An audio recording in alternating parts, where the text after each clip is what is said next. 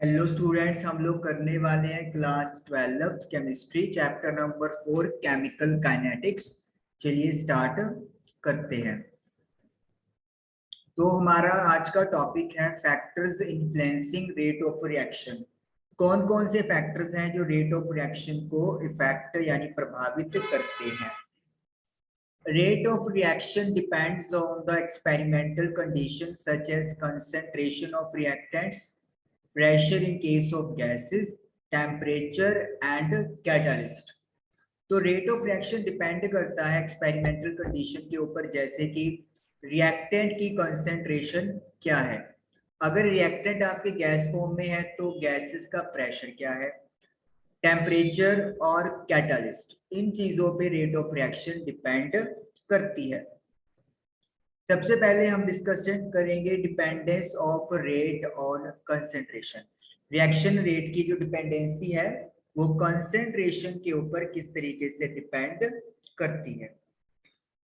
The rate of a chemical reaction at a given temperature may depend on the concentration of one or more reactants and products. Chemical reaction का जो rate है किसी given temperature पर, यानी temperature हमें change नहीं करना है, वो कहता हो सकता है डिपेंड करता हो एक या एक से ज्यादा रिएक्टेंट की कंसेंट्रेशन पे और प्रोडक्ट की कंसेंट्रेशन के ऊपर। यानी कि रिएक्शन रेट फास्ट होगा या स्लो होगा, ये डिपेंड करता है रिएक्टेंट और प्रोडक्ट की कंसेंट्रेशन के ऊपर। The representation of rate of reaction in terms of concentration of reactant is known as rate law. It is also called rate equation or rate expression. सबसे पहले तो ये नोटिस करिए कि रेट लॉ के तीन नाम है, rate law, rate equation, rate expression. ये है क्या? जब रिएक्शन रेट को रिप्रेजेंट किया जाता है किसकी टर्म में, सिर्फ रिएक्टेंट की कंसंट्रेशन की टर्म में, यानी कि प्रोडक्ट की कंसंट्रेशन यहाँ पे नहीं आएगी, ओनली रिएक्टेंट्स की कंसंट्रेशन की टर्म्स में जब रिएक्शन रेट को रिप्रेजेंट किया जाता है उसे हम लोग रेट लो, रेट इक्वेशन या फिर रेट एक्सप्रेशन भी कह सकते हैं। Again, only concentration of the reactants, no products। Products की कोई बात नहीं हो रही, सिर्फ रिएक्टेंट्स की कंसेंट्रेशन की बात हो रही है। Okay, rate expression and rate constant. Reaction rates generally increase when reactant concentration increase। Rate of reaction देखा गया है कि आमतौर पर इंक्रीज करता है जब रिएक्टेंट की कंसेंट्रेशन बढ़ती है। हमने भी बात किया कि रिएक्शन रेट को रिएक्टेंट की कंसेंट्रेशन की टर्म्स में हम लोग रिप्रेजेंट करेंगे, और ये देखा गया है कि अगर रिएक्टेंट की कंसेंट्रेशन बढ़ती है तो रेट ऑफ रिएक्शन भी आमतौर पे इंक्रीज होता है, general trend. So rate of reaction depends on the concentration of reactants. तो इसका मतलब रिएक्टेंट की जो कंसेंट्रेशन है वो रिएक्शन रेट डिपेंड करती है। मतलब रिएक्टेंट की कंसेंट्रेशन चेंज होने से रेट ऑफ रिएक्शन भी चेंज होता है। The equation which relates the rate of reaction to concentration of reactant is called rate law और rate expression। तो जिस इक्वेशन, अब हम लोग मैथमेटिकल टर्म्स की बात कर रहे हैं यहाँ पे, जिस इक्वेशन के थ्रू रेट ऑफ रिएक्शन को रिएक्टेंट की कंसेंट्रेशन के साथ जोड़ा जाएगा, रिलेट किया जाएगा, उसे वी कॉल रेट लॉ और रेट एक्सप्रेशन। उसे रेट लॉ या रेट एक्सप्रेशन कहते हैं। यहाँ पे rate law, rate equation, rate expression की बात हुई थी, तो वही चीज हम लोगों को यहाँ पे दोबारा आ गई है कि जिस इक्वेशन से रिएक्शन रेट को रिएक्टेंट की कंसेंट्रेशन से रिलेट किया जाएगा उसे रेट लॉ या रेट एक्सप्रेशन कहा जाता है। Now what is rate law? Rate law is the expression in which reaction rate is given in terms of molar concentration of reactant with each term raised to some power which may or may not be same as the stoichiometric coefficient of the reacting species in a balanced chemical equation. Rate law क्या है? ये एक expression है जिसमें reaction of rate of reaction represent किया जाता है in terms of reactant की मोलर कंसंट्रेशन के बेसिस पे, जिसमें हर टर्म को रेज किया जाएगा कुछ पावर, यानी कि सपोज करो x की पावर 3, ये x क्या है? मोलर कंसंट्रेशन है रिएक्टेंट का, और इसका पावर 3 हो गया, सम पावर कुछ भी हो सकता है, विच मे और मे नॉट बी, हो भी सकता है या ना भी हो, same as the stoichiometric coefficient of the reacting species in a balanced chemical equation, जो कि बैलेंस केमिकल इक्वेशन में जो रिएक्टेंट स्पीसीज है उनके स्टीचियोमेट्रिक कोएफिशिएंट के सेम हो भी सकता है या ना भी हो। जैसे कि मैं आपको एक एग्जांपल देता हूं, मेरे पास एक रिएक्शन है, आपकी बुक में ये रिएक्शन दिया हुआ है जनरलाइज करके, ये एक बैलेंस्ड इक्वेशन लगा लो, ए और बी रिएक्टेंट है, ए और बी इनके स्टीचियोमेट्रिक कोएफिशिएंट हो गए, तो रेट ऑफ रिएक्शन की हम लोग बात करते हैं। कंसंट्रेशन ऑफ ए का कंसंट्रेशन, और लिखा हुआ है raise to some power, let me say that power is X. दूसरा रिएक्टेंट है बी, तो उसका कंसंट्रेशन और उसकी कुछ पावर लिख दी सी।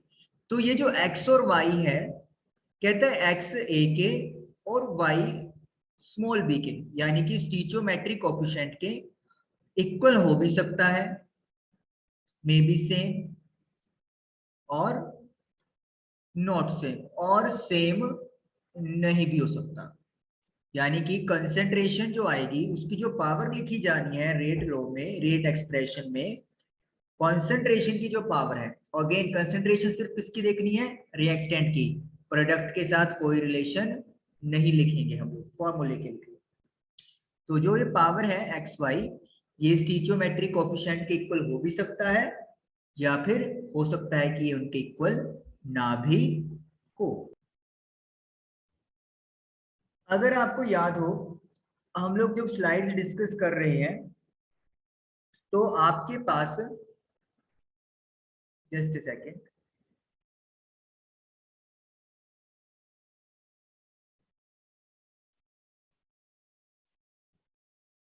ओके, तो आपके पास यहाँ पर रेट कांस्टेंट की बात आई थी।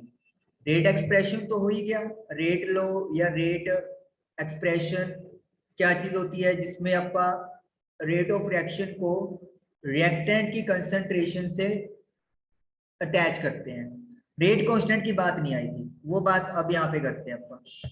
अब ये जो डायरेक्टली प्रोपोर्शनल का आपको साइन दिख रहा है, इसको अपन रिमूव करने के लिए क्या करेंगे, एक के लगा देंगे। This is called rate constant. ये आप लोगों का रेट कांस्टेंट होता है। जब न्यूमेरिकल करेंगे तब आपको क्लियर हो जाएगा कि इसका यूज क्या होगा और किस तरीके से हम लोग इसको यूज करने वाले हैं। अभी के लिए आपको क्या याद रखना है कि रिएक्टेंट की जो कंसंट्रेशन होगी उसकी कुछ पावर जाएगी, वो पावर हो सकता है स्टीचियोमेट्रिक कोएफिशिएंट के इक्वल हो, या हो सकता है वो उसके इक्वल ना भी। यानी कि ये जो पावर का डेटा है ये एक एक्सपेरिमेंटल डेटा है, थ्योरेटिकली हम लोग इसको फाइंड नहीं कर सकते देख के, किसी क्वेश्चन को देख के आप नहीं बता सकते कि रेट लो क्या रहने वाला है। दोबारा स्लाइड पे चलेंगे अपन, यही लिखा हुआ है देखिए, rate low, just a second,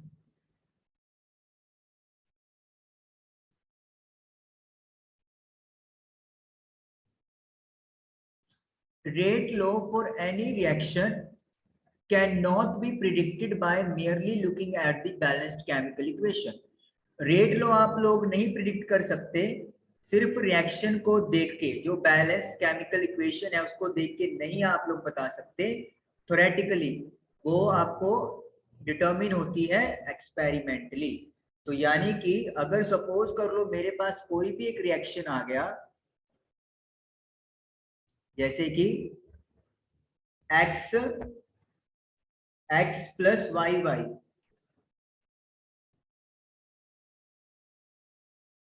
suppose, और प्रोडक्ट की बात आप पी लिख लेते हैं, तो जो रेट होगा,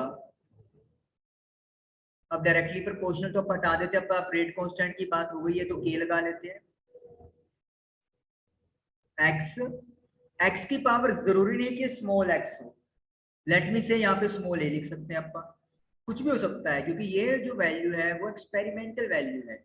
इसी तरीके से जो y की कंसेंट्रेशन है वो भी स्मॉल y हो, जरूरी नहीं है, कुछ और भी हो सकता है, तो इसीलिए वो वैल्यू एक्सपेरिमेंटल फाइंड आउट की जाती है।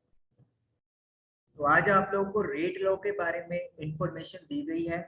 आई होप कि आप लोगों को ये चीज क्लियर हुआ होगा कि रेट लॉ या रेट एक्सप्रेशन क्या है।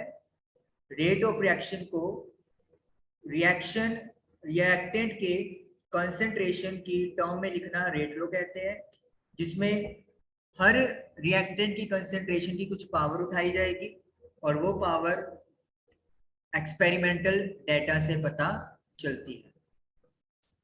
आई होप ये लेक्चर आपको क्लियर हुआ होगा। Thank you for watching the video.